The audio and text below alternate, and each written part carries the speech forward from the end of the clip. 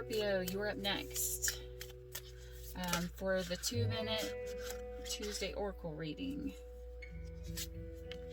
You got the moon, number 7, which is cute because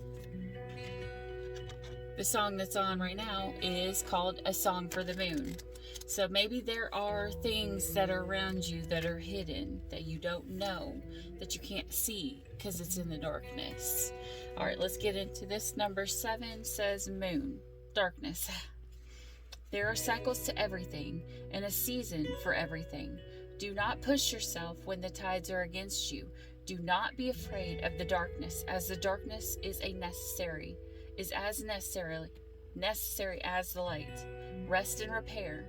The divine feminine in all her forms is rising. The time for introversion, stability, and planning is here.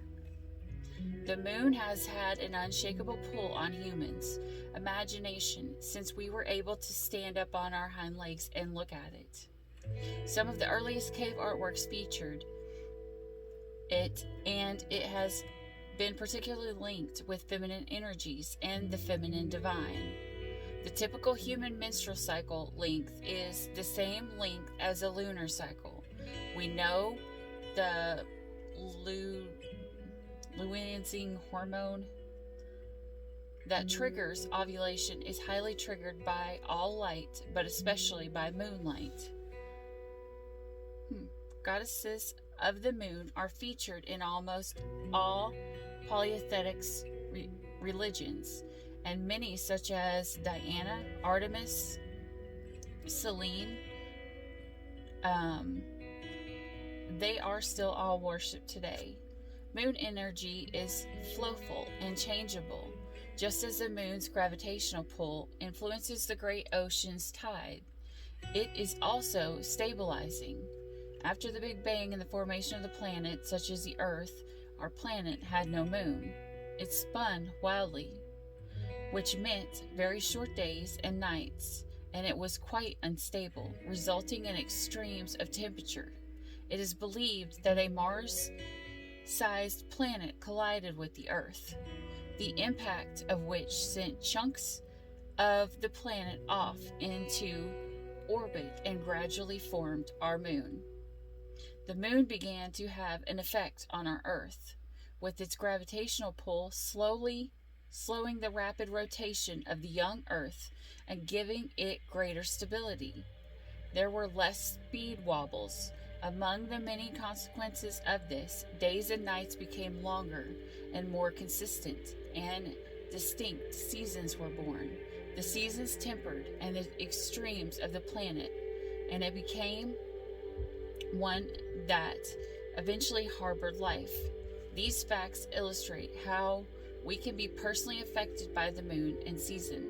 By following the moon cycles and working with them, we can discover a new layer of stability within body, mind, and spirit.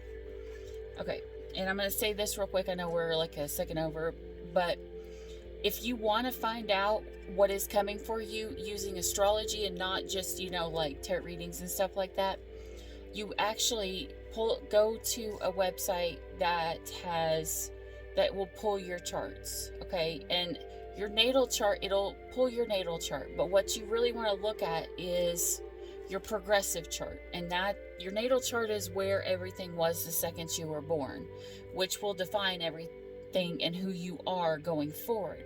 However, the progressive chart is how things are moving progressively. Now, your moon sign is going to move. It moves placements every 2 years.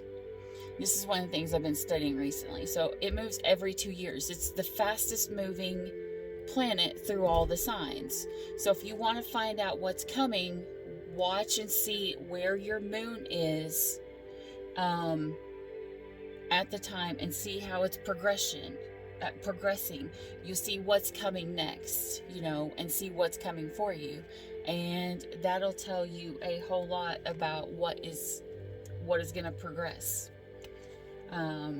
so that you don't feel like you're in the darkness. Okay, All right, Scorpio, that's all I got for you. You did get lucky number 7, so hopefully you have a great week. And if you haven't already, hit the like and subscribe down below. And join the Soul Tribe, and hit the bell if you want to get the notifications every time I post something. But thanks for watching. Bye.